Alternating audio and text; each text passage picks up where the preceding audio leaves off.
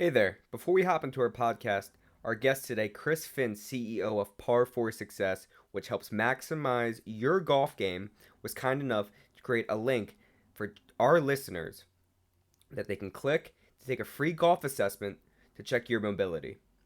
If you're interested, go to this link down below and get your free test today. Welcome to the Entrepreneurial Blueprint Podcast. Real people, real stories. Chasing dreams, overcoming obstacles. Come get inspired and take action. I know you're ready. Let's go. Welcome back to the Entrepreneurial Blueprint. Today we have Chris Finn. Chris, how are you? Doing great. Excited to be on the show. Absolutely. So let's just hop right in. Chris, why don't you tell the listeners who you are, what you do, and we can hop into the discussion. Yeah, so I'm by trade, was a personal trainer and then a physical therapist, and ended up getting into the golf world probably a little over a decade ago. Actually, it all started, I realized I was not a good employee very early on. As a physical therapist, I wanted to refer someone from University of North Carolina Hospital to Duke Hospital. I'm from the Northeast. I didn't know the whole ACC thing, and that wasn't okay. And so my boss basically says, "Hey, if you refer to Duke, I'm going to write you up for insubordination." Oh my gosh. And so I was like, "Well, there's a chick over there who's like the expert, and that's what's the best interest, of this patient. So I guess you're going to write me up for insubordination." So I referred the patient. Sure enough, show up next day. He calls me in his office, writes me up for insubordination. I have to sign this whole paper, and I get in the car. I drive maybe a quarter mile away, and I'm like, you know what? Forget this. Like, I rip a UE, go back. I don't even park the car. Walk in, grab the paper, rip it up on his, put it on his desk. I'm like 24, 23 at this point. I go home to my wife. I'm like, hey, hon, I think I got to figure something else out. I don't think this is going to work. Yeah. And that was kind of the beginning of, starting, Par for Success or P4S Golf, of where we do, physical therapy, we do rehab, we do, but the biggest piece is performance. So we have, 85, 90% of our business. We work with golfers all over the world online, helping them, whether it's get out of pain or hit the ball farther, whatever it may be.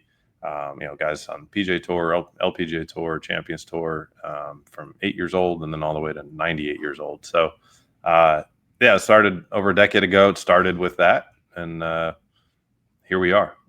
Yeah, no, so there's a lot to dive into here. I want to first start, with the entrepreneurial side, because this is the entrepreneurial blueprint. It's interesting because I hear a lot of different origin stories, but usually there's really only two main components of why people become entrepreneurs. Either the first one is, hey, I've been in business for a long time. I was able to set aside a lot of money. I could take that risk. And then there's other guys like you who just said, you know what? It's either this or nothing. Like, I'm not going to be working for someone for the rest of my life. I didn't enjoy it. I wasn't reaching my full potential there. So I'm just going to go out on my own and figure it out, and we'll see what happens. And so it seems like that's kind of the route you took. And what was the biggest risk and what was the biggest fear you had going into this?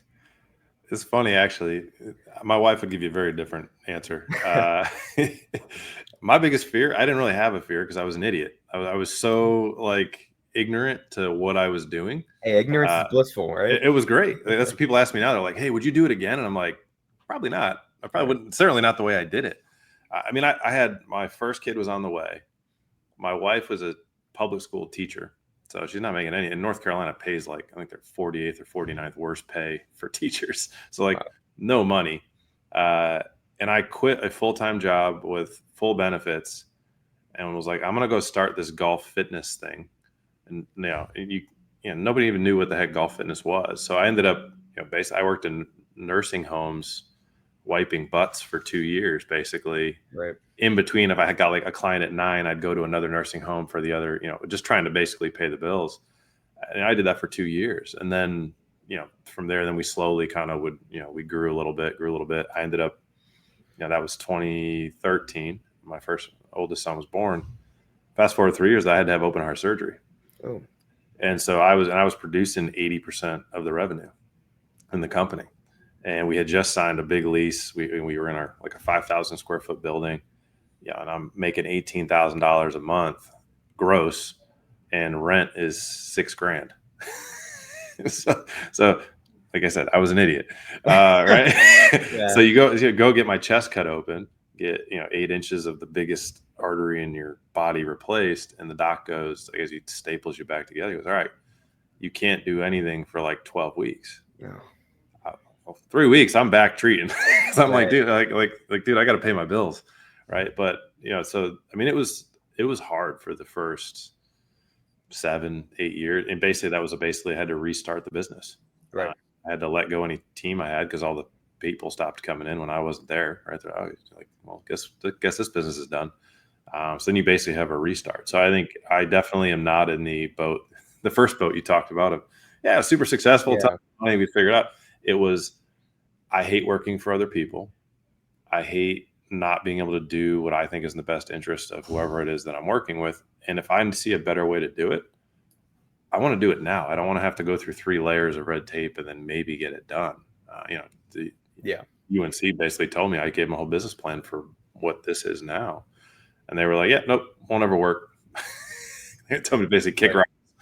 And so that I definitely am in that latter position where it was like, hey, I'm either going to do it or I'm going to be miserable. So I guess I just got to. Yeah, well, it's interesting because entrepreneurship is a beautiful thing, because it's the one thing that you can actually make money on based off your passions. I mean, I grew up playing baseball. I played college baseball. My goal was always to play in the major leagues. Freshman year, a lot of people know this story. I decided, I was starting as a freshman, first year done. I realized I didn't want to play for a coach for the rest of my life. I started buying real estate, investing in real estate, started my own business, worked for my father. We're with my father now in his business as well, and I love it. But now I'm also a hitting coach. I never thought I'd be a coach. I'm a hitting coach, and I absolutely love it. And I guess where I'm going with this is, you can love something or an industry, right? Whether it's films, whether it's golf or baseball or whatever it may be, construction. And just because you thought your dream was going to take you somewhere doesn't mean you can't pivot and still have that same passion and love for the same industry, just doing something different, right? So, I teach hitting lessons now, and I'm learning more about hitting than I ever did when I was a player, because when you're teaching something, right, and you actually have to break it down for someone, you start getting a whole new vision of what hitting is, for example, in baseball. And so for you, it's really interesting because I'm sure you love playing golf, you love fitness, you're in PT, and you're able to kind of bundle that together into something that you really love. So what is that like, being able to go to work every day, following something that you're passionate about? And then I want to go into, you train professionals, the greatest golfers in the world, but you're also training people who are 8 years old and people who are 90 years old. And obviously there are things that are different there, but there are just some core tenets, basic truths when it comes to golf and fitness, that the principle stays the same for a lot of these people. So first, I just want to know what it's like, being able to go to work and do something that you're passionate about, which is golf, and kind of wrap it all together. Yeah, so that's a great question.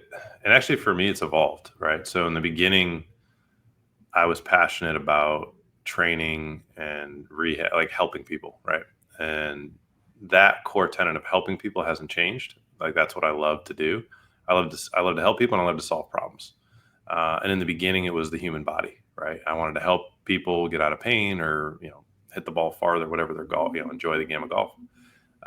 But I did that through the human body and improving the performance of the body.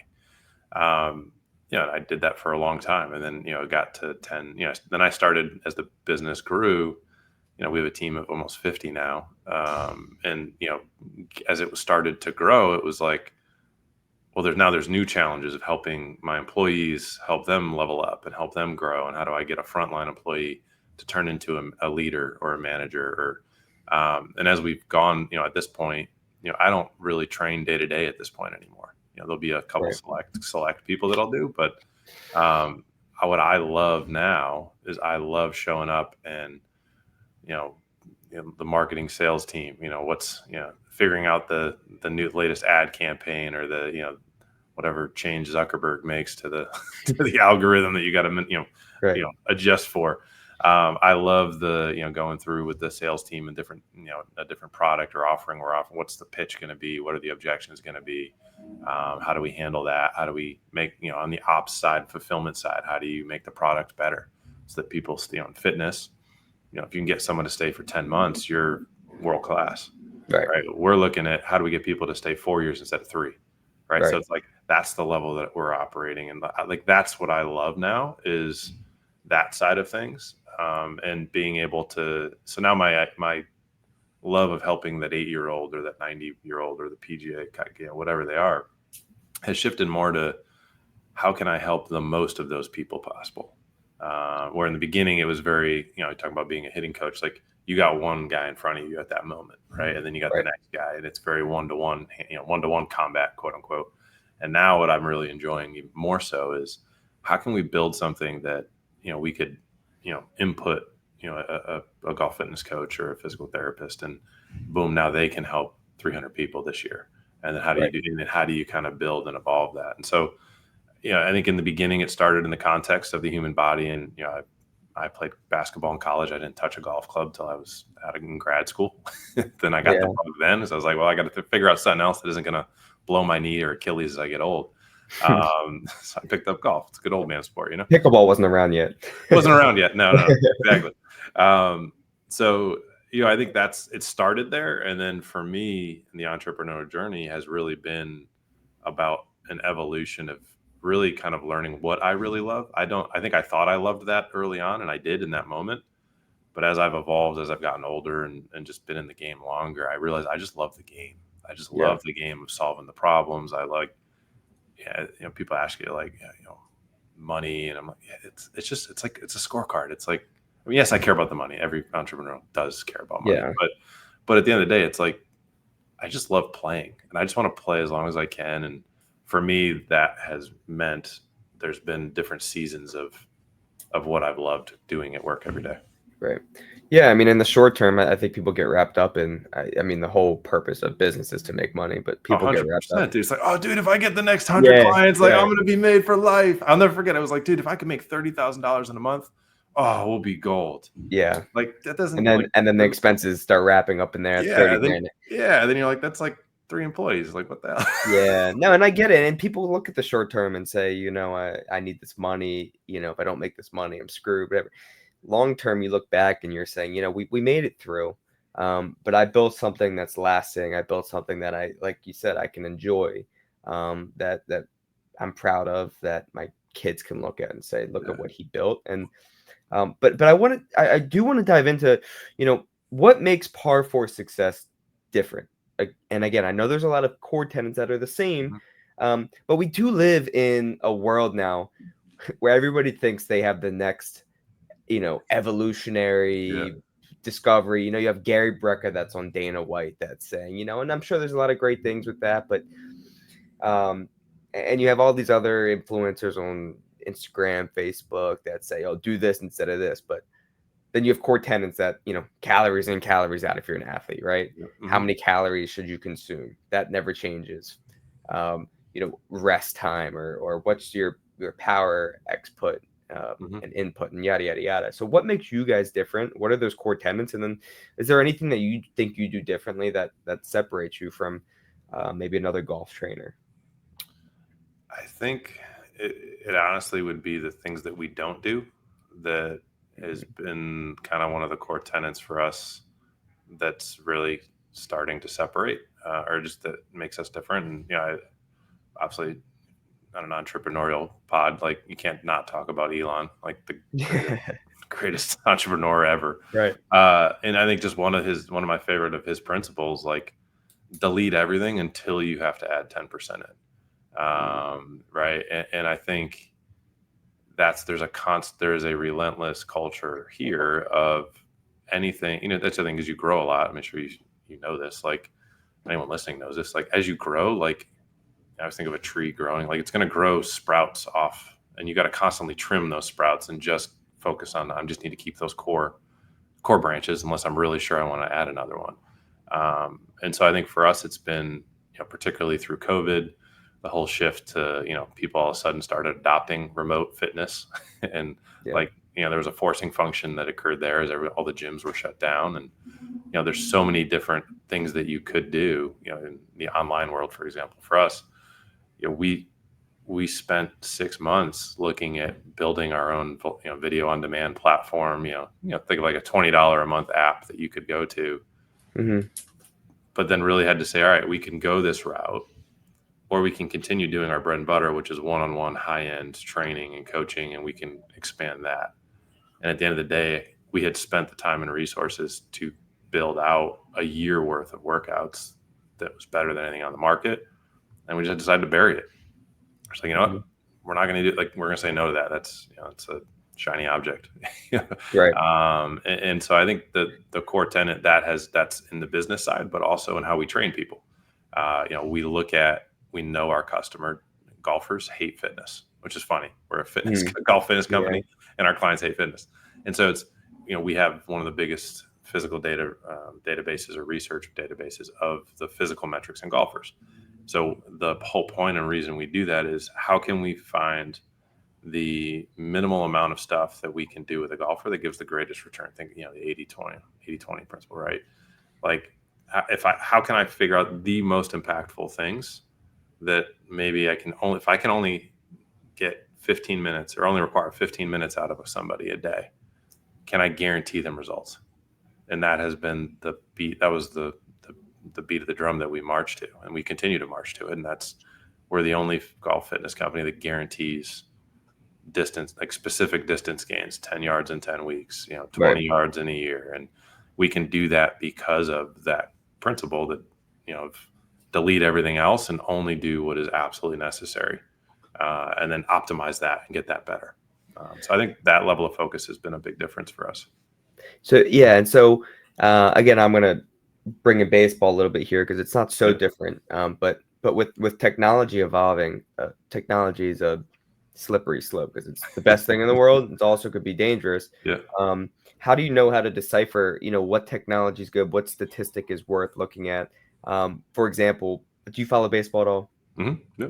So one of the best hitters, I was talking about this last night actually with someone, one of the best hitters in the league, Luis Arias, walks a lot, hits a lot of base hits. StatCast hates his swing because his swing goes completely contrary to what StatCast says. You have the best shot of getting on base, which is launch angle and bat speed, yada, yada, yada, where his whole objective is just to get that bat in the zone, try to barrel something, hit a hard ground ball and get on base or walk. So sometimes, obviously, for him, looking at StatCast would be ridiculous. But then there's other guys like Aaron Judge, who's big and strong, where his whole swing's built off StatCast because if he can elevate a ball, he'll hit a home run. Yeah. So again, it's a slippery slope. It's a really good thing for some guys. It's a really bad thing for other guys. I think for me, it was always something that, all these Instagram influencers and whatnot I'm hitting really got to my head in college because I was trying things that wasn't good for me, where I was always good at with the basics and working from there. How do you know how to decipher from all this technology now and all this evolution and with all of these statistics that you can pull? And how do you know which one's going to work for some people and what's going to work for other people? Yeah, I mean, it's such a deep philosophical question, just in the context of baseball and golf. But yeah, I love philosophy though. Yeah, I know it's freaking awesome, man. Like, I think I always rely to go to first principle thinking of, like, ultimately, if we use that example, is it better to be on base or not on base? Right. Like, well, obviously it's better to be on base, right? So, is what is occurring going to increase the likelihood of the goal or decrease the likelihood of the goal? Well, like, I'm going to go with whatever's going to increase it, right? And so I think with technology or new things that come out, number one, I think, go back to Elon again, like, question everything. Like, no matter who came up with it, question it and assume that every requirement in the system is dumb, right? So I think that's something that I just preach every Monday is our leadership team is all day getting set for the week. And that's every process question it. Like I know we said last week that was important. Prove it again. Right. And so, again, like, does he need to be exactly like Aaron Judge? Well, no, he's different physically. And at the end of the day, the results are going to speak for themselves. Right. And I think that's where I think we rely so heavily on data. One of my favorite sayings is everything's a math problem. Right. And even we had a case of there was a customer who wasn't happy with something and trying to coach the team, and you're like, it's a math problem. Like, what's the upside risk, downside risk? What's the likelihood of it occurring? If assume downside occurs, can you live with that? Right. Right. And the answer is no, then go the other way. Right. And so I think as we look at technology, you got AI. I mean, there's obviously the big buzzword right now. Early on, with COVID, when the fitness world, it was which app are you going to use? How do you get on? And ultimately, I think it's not that you put everything at the wall, but you measure everything. I think that was the big thing for us, right? And understanding in the fitness, I'll use the virtual fitness side as an example. Like, how do you know what metrics matter, right? Like, I know at the end of the day from business, I care about how many people can I get into my system, how much are they going to pay, and how often are they going to pay? That's pretty much what I care about, right? Yeah. So my acquisition, how much am I charging, and then what's my churn, right? And so ultimately what I'm looking at is what are the metrics that are going to, what are the inputs that potentially will predict increasing or decreasing those positively or negatively. And so little things like, for instance, for physical therapy, if somebody doesn't come in once a week for the first 4 weeks, the likelihood that they renew is 33%. If they come in once a week for the first 4 weeks, the likelihood that they renew is 84%. Okay, system built. Everyone schedules once a week for the first 4 weeks. But you don't know that when you start out. And so it's the same thing. And that's where I always just approach it. I assume everything that we assumed is wrong. And the only way that we can prove it to be right is with data. And obviously find the truth rather than thinking everything's true and exactly. Right. Because everything's sexy in AI. Like, oh my God, look how amazing this will be. Right. Well, okay, we'll prove it. Let's test it. Makes sense. But if it doesn't work, then it's okay to not use it. Just like in that example we're just using in baseball. Yeah. And I want to, again, I asked you some baseball players, but again, I want to add this in a little bit. Like, let's take the two best golfers in the world, of the best golfers in the world, right? Rory McIlroy just won a major. Bryson DeChambeau. Yeah, let's go Rory versus Bryson. Yeah, right. 100%. Both probably the two best long drivers in PGA. But then you could take a guy like Brian Stewart, who not known for his drive. He doesn't have a great drive. He's short game, right? You look at guys like that, or if you have high schoolers that come in, right? Some are going to have extraordinary power, right? The swing path should probably be the same. But when you have guys like that coming in, what do you usually see the differences when you see some guys have extraordinary power? Like even Rory doesn't look like a big guy. He looks like an average build guy. I mean, Bryson's obviously a big guy, but other guys who look pretty big but maybe not have the same length on their drive. Like, what do you think? Why some guys are able to have success with power, or why some guys are able to have success with accuracy? Like, how are you able to tell within a swing and performance physically, how some people are good at this and versus some people are good at that? Yeah. So again, it sounds like a broken record. I go back to first principle in math, right? It's physics. So I think when we're talking club head speed, the way we look at golf is there's, I always joke, we stole the food pyramid when everyone realized it was BS. So we started using it, and we put, basically, does somebody have the rotary mobility capability? Can they rotate? There's 4 main rotational centers: the hips, the spine, the shoulders, and the neck. Can they rotate in all of those areas? So if we use Bryson versus Rory, there's not going to be any issues. They're young guys. They're professional athletes. So check, right? Right. So then we go to the next second principle is basically how strong are they, right? Because essentially club head speed is a force, is power, which is force times mass. So how much force can they produce, and how fast can they? So mass times acceleration, right? So how much can they produce, and how fast can they produce it? Right. So when Bryson went after his speed, we train every world long drive guy pretty much in the world. So like, yes, they swing fast. None of them swing faster than Kyle Berkshire or Colton Casto. Like those guys are just, literally swinging 40 miles an hour faster than the guys on tour. But the principles are the same in that they have to be able to produce force and they have to be able to do it fast. A guy like Rory, who's 5'7", 5'8", versus a guy like Bryson, who's a much bigger guy, over 200 pounds. Like they're both Bryson has more mass. So he doesn't need quite as much speed to produce the same amount of speed as Rory does.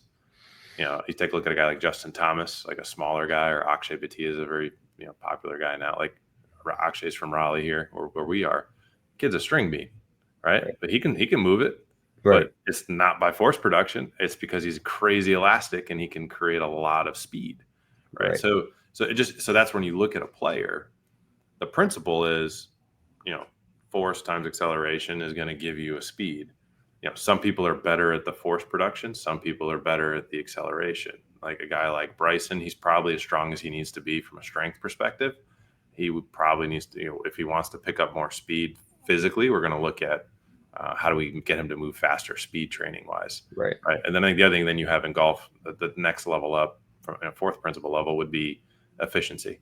So how efficient is the weight shift? How efficient is the hip first movement, the ground force creation? There's technical things that you can do to increase club head speed as well. So there's kind of like this, think of it as like race car driving. Like your engine can get so big, and then at some point that engine's as big as it's going to get, and then you have to be good at driving it. Right. That's the difference. And I was just going to ask that next is, even with Bryson, he's got more mass, so it's not going to take as much effort to drive the ball long as, say, Rory, who's 5'7", or someone else. Who was the other one you mentioned? Justin Thomas. Any of this. Thomas, just think tall, skinny guy. Right. But in order for him to generate more speed, it's going to take probably more energy, right? Yep. Mm-hmm. Yep. So then you almost have to go into, well, this is an 18, you're basically golfing for 4 to 5 hours, 18 holes. You don't want to waste all of your energy on the first 6 holes just trying to drive the ball long, right? So you also have to figure out through metrics, what should that energy output be and all that stuff, right? So you can actually calculate that based on the weight of the club, the length of the club, the speed at which they're swinging. There's actually you can calculate, again, everything's a math equation. You can calculate on every single swing how much is being taken out of the system being the body. And then when you look at longevity or injury prevention, basically how do you get these guys to play for 20, 30, 40 years? You actually are looking at, hey, we have to put that energy back into the system. So I always use the analogy of if you have like a big gulp cup versus if you have like a sippy cup, right? Like a little kid sippy cup, right? Every time you take a swing is like taking a drink out of either of those cups. If you have a sippy cup, you're going to run out of water quicker than if you have a big gulp, right? The guy who has the biggest cup is going to last longer, is going to see a decrease in performance much less so, versus the guy who's got the sippy cup. And I think that's the thing that when you start looking at these, particularly younger guys, if you look at the game of golf, we kind of figured out the science of speed about 5 or 6 years ago. And so now all these guys are just seeing these crazy speeds that they've never been seen on tour.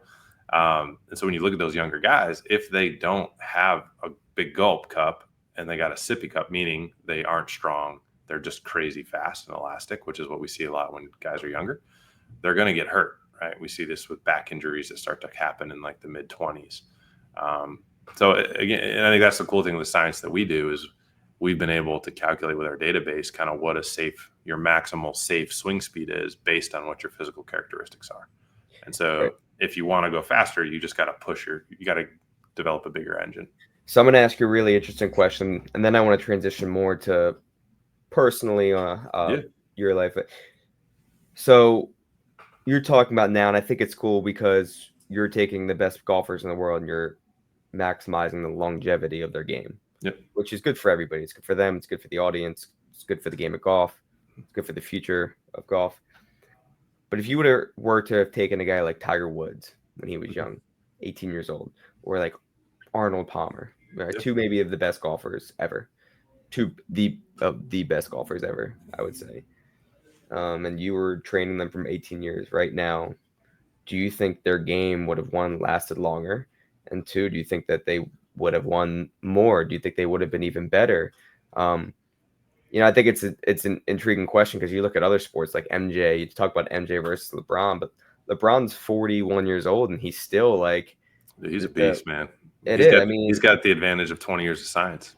exactly, and you could see it. Like he spends over I think $2 million on his body a year. Like even in football, Barry Sanders only played 7 years, where other guys now can last a lot longer because of the science. Yeah. So do you think if you had the opportunity, of coaching Tiger Woods from 18 years of age now, what do you think that would have looked like for the game of golf? With Tiger? Or Number someone one, like Tiger. Yeah, I mean, with Tiger, the problem with Tiger, a lot of his injuries came off the course, and because he was doing SEALs training and all the other he was doing some training that he enjoyed doing that was actually very negative towards his body and his game. Oh, that's interesting. So that was, could I have changed that? I have no idea. Would I have had him doing other things? 100%. Right. And then I think a lot of his other injuries came from other incidents off the course, car accidents and such. And, nothing you can do for those in the gym necessarily. So, but I think if you look at some of those older guys, like an Arnold Palmer, or I think Gary Player is a great example. He's almost 90. And he's still playing golf, and was a great player then. Just, back in the old days, I mean, the fitness trailer was where a couple guys went and smoked a cigar and drank a bourbon after the round. Like there was no fitness trailer. Exactly. They really didn't start till the late 90s, kind of mid-late 90s when Tiger came out. So, if those guys had the information that we have now, I think you would have seen a lot of them win more. I think you would have seen a lot of them play longer. I think you would have been having the balls going too far discussion a long time ago. But the science really just wasn't there. That's been, and you're going to see it in baseball too. It's wild to me how much farther behind baseball is than golf. Like all the principles I'm talking about in golf are the exact same. It's the same kinematic sequence. It's the same ground force reaction in terms of the horizontal force, the vertical drive, the toe heel torsion, particularly for hitting, but also for throwing. It's all the same principles. So I think it's baseball is going to, you're already seeing it in baseball, especially if you're in the hitting world right now, or just the science is going to come really, really fast in the next 5 years. Which is a good thing, but couldn't you argue? I mean, arm injuries are up in baseball. The ball is moving in baseball towards a hitter, where in golf, ball is stationary. Like, could the science be a detriment to maybe baseball? Do you think a science will ever be detriment to a sport? I think the science becomes detrimental, and we're seeing it in golf, and your guys are seeing it in baseball too with the arm injuries. People will chase the sexy thing first, which is speed. My default saying is a monkey can teach someone to go fast, right? If you have a basic understanding of science and the nervous system, you can make somebody go faster, not hard. A lot of the injuries are coming because of, in baseball for throwing, obviously there's mechanical things that are occurring, right? And people are just throw faster. My oldest son's playing Little League now. And there was a great kid pitching, and he's throwing it hard, but he's throwing it because he's just all upper body. He has no stride. Right. He doesn't have a hip bump. His kinematics are all, terrible. I do a lot of work with Tom House in the pitching world of that. So baseball I'm pretty familiar with, but all they care about is the speed. Right. And so nobody in baseball is looking at like what we have in golf as like this, what we've developed is like the safe swing speed of like, hey, based on your physical characteristics, very confident, within a 95% confidence interval, if you are here or less, the likelihood that you get hurt from an overuse because you're going fast is pretty minimal. Right. Baseball's, they've tried the pitch counts, right? But ultimately, if your arm and your body's not able to withstand the velocity that you're taking out, it's the same thing. There's an amount of load and work that you can calculate on every throw. Well, if you don't put that back in, that's the problem. And that's interesting too that you said that, because one of the theories that arm injuries are up is because they banned any substance for pitchers on their hand to throw baseball, which means I'll show you, like, it's like, if this is a baseball, now you can't use spider tack. You got to grip that baseball even harder, which if you could see is going to put it's going a to lot of flexor issues in the medial elbow. Yeah, exactly. so So then you got again to that's almost, look at how do you then reduce the other stress on the elbow. right. Well, the number one cause of elbow issues in golf is actually opposite side hip issues, mobility wise. If the lead hip doesn't drive, well, then you have to use more on the trail side to make up for it. Same thing in baseball. All right. So like I was out, I'll use a specific baseball example. I was out in San Diego with Tom House. We were in it's a quarterback football camp. We had a guy out there. He was I forget his name. It was like him going like Bubby, I forget what his name was. But he was throwing like, 93, 94, right? And so Tom had me look at him, his hip rotation he was a right-handed pitcher, left hip sucked. It was like 10 degrees. So we do some quick hip work and we get him up to 40 degrees. Don't do any coaching. I just was like, we just cleaned his lead hip up. And then I was like, all right, man, go throw again. Immediately 98, 99, 98, 99. Like, Wow. And it was just because all of a sudden he could actually use all of the kinematic availability because he could actually move again in a rotational fashion. Right. Now, if his arm wasn't able to withstand that, we just increased by 5% basically his velocity. Oh, right. Yeah. So that's what I'm saying. Like it's easy to create speed if you know what you're doing. The true art of it that will come in baseball too, and it'll come as there's more and more science. There's starting to be actual force plates on mounds, and in the hitting world, you'll actually be able to, minimize those because you'll be able to create a training protocol and be able to calculate, are we putting enough work back into the shoulder and into the arm and into the body to, counteract what's taken out. And which is interesting because you look in college baseball, scores over it's like 14-12 every game now. Yeah. And I think what you're seeing is good hitters can sit on a 98 mile an hour fastball and they can. Yeah. Well, dude, think about, I'll use the golf too. Like 20 years ago, if you were struggling as a hitter or as a golfer, you had to go to the range and just dig in the dirt, or you had to go to the cage and just keep swinging, right? Yeah. There was no feedback loop. Now, maybe there's like early cameras, right? Yeah. Right. But now you can literally with a track, and you guys have TrackMan in baseball too. Like within 15 swings or throws or like you immediately know what the problem is. So your feedback loop is 50 times faster. So think of your I think of your intelligence, your rate of learning, right? The rate of learning today is so much faster than it was even 5 years ago. Right. So now they can take a high-speed camera and watch every pitch that a pitcher throws, get their spin rate, whether what are their mechanics. Like you just have so much more information. It's changing the games. I think in a cool way, but yeah, I do too. And I think what you're going to see is, again, almost like you look at a graph, finding that balance, right? So scoring's up, but guys are throwing harder, so they're not worried as much about throwing strikes. They're not worried as much as working on their craft. Mm-hmm. And so you're going to see like, oh, they're throwing 99 miles an hour now, but offense is up. So then they're going to pull that back a little bit and work more on fundamentals, work on understanding how to locate your pitches better. Mm-hmm. So instead of guys averaging 96 miles an hour, you're going to see the fastball drop 92 miles an hour because that's how it was in the 90s, in the early 2000s when you had Pedro Martinez and you had Jamie Moyer and guys like that, Andy Pettit, who didn't throw so hard, but they were able to work with their craft. Yeah. So then I do want to get into this, so you train professionals. Obviously you started somewhere. You didn't start by training professional golfers. No. What was it like when you trained your first pro golfer? Was it like a starstruck moment? Was it like my dream? I can actually start seeing my dream paying off. What was that like? I was pissing myself. I was like, I hope I don't screw this guy up. Right. So there's a lot of people in any sport. I mean, you see this with coaches too. They may get a break with a big time player and then all of a sudden they're the guy, right, that everybody goes to. I never had that moment. I started with the average amateur and, just kind of worked my way up. And eventually one of the amateurs knew a pro and, hey, you should go see this guy.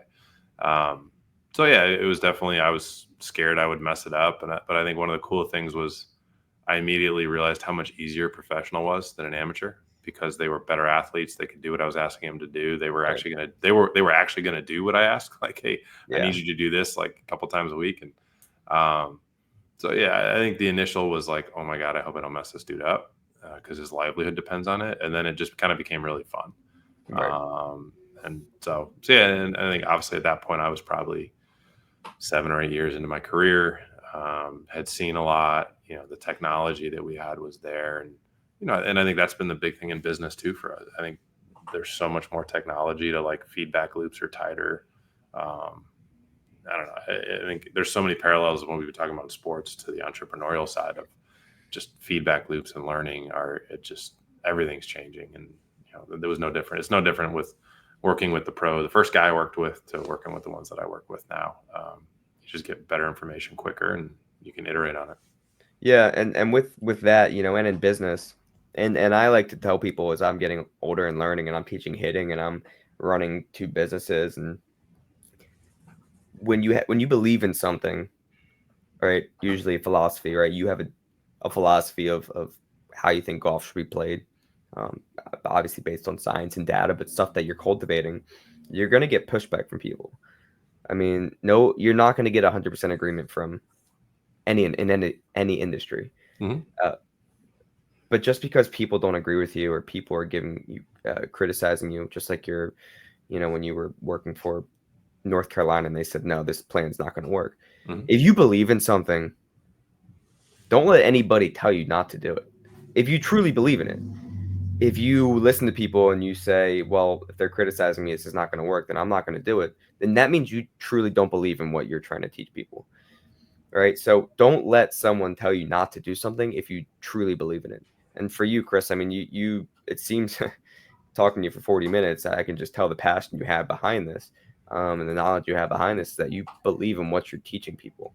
And that's for any business, for any industry, whether you're a doctor, whether you're a physical trainer, whether you're, an accountant.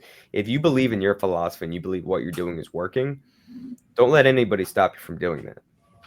Yeah, I think for me, my wife and I were having this discussion a month ago or so.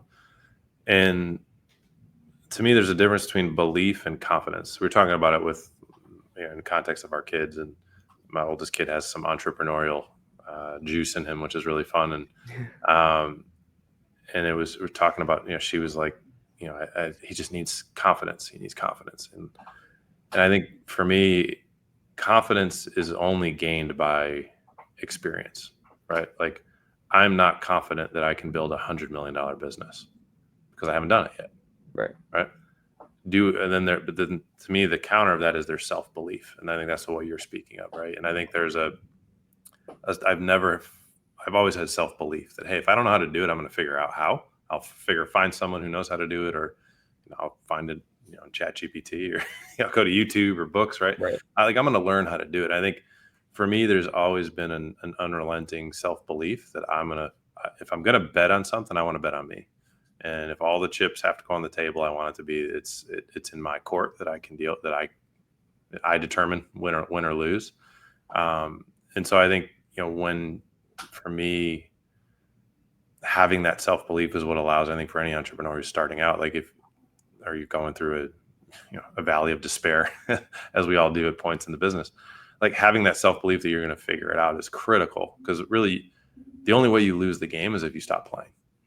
And so if you have that belief that you're going to figure it out, then eventually when you do figure it out, now you have confidence. Like for me, like if I stopped P4S Golf today, I'm very confident I could build a company back to where this one is in like 25% of the time, right? Because I've already done it.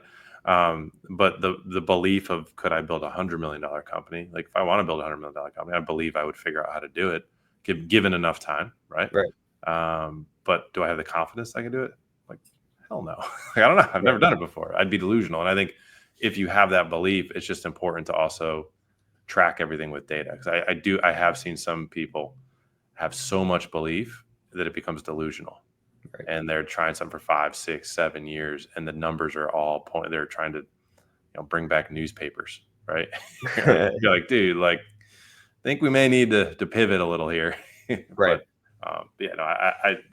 think it's really important for me to distinguish between having self-belief versus having the confidence. Yeah, and take the Elon Musk analogy. He always said, set your goals really high, because if you only accomplish a portion of that, at least that 100%. portion's larger than what. 100%. I hate meeting my goals. This is one of the things that is wild to me for non-entrepreneurs, like when you have employees and stuff. Like a lot of them, you set a goal, they don't meet it, they feel like they failed, and it's hard for me to understand that. So like I've had to learn to like, all right, I have my goal, I'm not going to tell anybody. Right. All right, guys, here's our goal as a team. But yeah, no, if I meet a goal, it sounds like you're the same way. I'm like, damn, I should have. That means you didn't set it high enough, Yeah, I right? was If like, you well, said, what could I have done? I want to make $10 million this year, and you're only 85% of the way there. Well, guess what? You made $8.5 million. Yeah, not a bad Let's say deal. I want to make $5 million, and guess what? You made $5 million. Well, Could I have done 6? 3.5 million more, right? Yeah. So, and it's interesting too, because talk about data and analytics and all that. Elon Musk, I get it. There's a lot of controversy with him nowadays, and people want him to fail, yada yada yada. But with SpaceX, anytime a rocket fails, people try to basically say, "Ha, got you! Like you failed. Mm-hmm. Like you're not gonna." Elon's like, "This is great, because now I can see what went wrong, and then make it even better." That it won't happen again. I can study the analytics and the data, say this is what went wrong, I'll fix it, and then the rocket will be even better, and I could focus on maximizing that now. Yeah. Didn't he crash like 5 before anyone even like set off another one? Or something crazy like pretty that. Much, yeah. So it's about again, I think that's where that belief in yourself comes in. Like, you believe you maybe don't believe you can make $100 million, but you do believe, as you said, that whatever happens, I'm going to figure this out. I believe in the numbers. It's all about inputs. I just think, do I believe that I could find the skill, and do I have the will to put the inputs in necessary? Right. And that's what I can control. And the outputs are, I couldn't control COVID, but did I believe that I would figure out a way to get through it? And like, yeah, I had a gym, and we got through COVID without losing a single member. Like, I have confidence now that I could deal with that, but then I had no idea how to do that. Right. But I think if you can focus on the inputs, and then you track it, and then just hold yourself accountable to that data point, to that data. And if you need to change something doesn't work, that's not a bad thing. And right. the Elon work, you're just blowing up rockets. Like that's a good thing. Like you're learning. Yeah. And obviously I think, you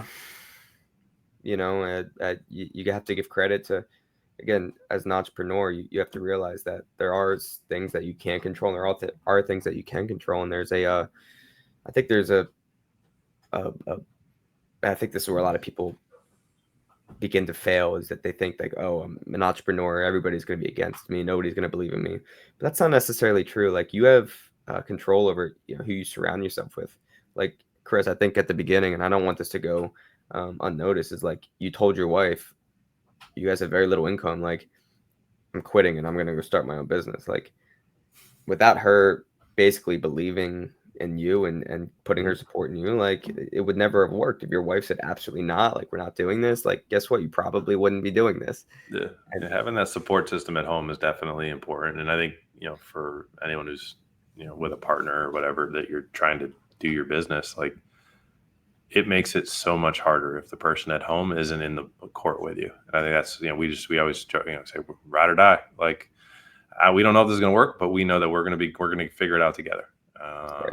And I think that has definitely been a critical point of it. And I think surrounding, finding those people who do believe in you 100%, because you're going to have, if you don't have, my big belief is if I don't have haters or people telling me that it's not going to work or thinking I'm crazy, then probably not doing something worth doing. Right. Yeah. So as we, I want to just on a lighter note before we finish the podcast, if you could give our listeners, one, I guess, piece of advice or piece of wisdom that you wish you knew when you were starting a business, what could you leave us with? I think the single one would be just focus on inputs and, pick one thing and say no to everything else. I think one of the biggest frameworks for me mentally, I think that's a big thing. I've become very focused on like what controlling or being cognizant of what my mental frameworks are on a day-to-day basis. And, for me has been like, just do more. Like focus on one thing and do more. And I think you're going to run into lots of, quote unquote opportunities. A number of times I went home and told my wife, like, babe, if we just get this one, we're going to be made. Right? She just laughs at me now. It's basically, it's like, it doesn't happen overnight. It's just a ton of inputs, just compounding and compounding and compounding. And it takes time. And if you look at all the biggest businesses in the world, they've been around 40, 50 years, and they just did the same thing over and over and over again. And so I think kind of realizing and accepting that of like, hey, I'm going to pick my one thing. I'm going to go all in on that. And my single biggest opportunity are the problems on my desk right now. It's not the quote unquote missed opportunity of opening another location or like if I use gyms, right? Instead of opening another location, why can't I just make my current location double the profit? Like, why can't I make double the profit there? Yeah. Right. And so I think that would be the advice I'd give anyone who's earlier on or just kind of in one of those valleys of despair is of like, refocus on the what is the one domino if you knock that thing down that makes everything else easier, and just go do more of that. Great. Chris, thank you so much for coming on today. I'm really glad we were able to connect. Entrepreneurship takes you to really cool places. And for the listeners who don't know how we connected, when I interviewed Brian Kowitz, his son's college roommate who works for Chris actually was like, hey, I think this would be a really cool conversation to have. And it was like, this is exactly what we're looking for. Is like, I'm in the roofing industry, you're in the golfing industry. But you could see how many things overlap. Like there are just truths now in entrepreneurship, like focus on these and you'll be successful. So if you are a golfer, if you're just interested in sports in general, check Chris out. Par for Success is the best place to find you. Social media, your website. Yeah, social media. You go to parforsuccess.com is the website. That's probably the best place to find me, to find us. And, anyone ever wants to talk business, I love it. Let's get you back on here in a few months. Yeah, we'd love to, man. I would love to have it. Again, I always tell people that with great guests, you can sit and probably talk for the rest of the afternoon. Be very easy. You got to go back to making money. Unfortunately, got to go do that again. Yeah. So, all right, Chris. Well, thank you for coming on. Check him out, and let's keep growing, man. Yeah, appreciate it.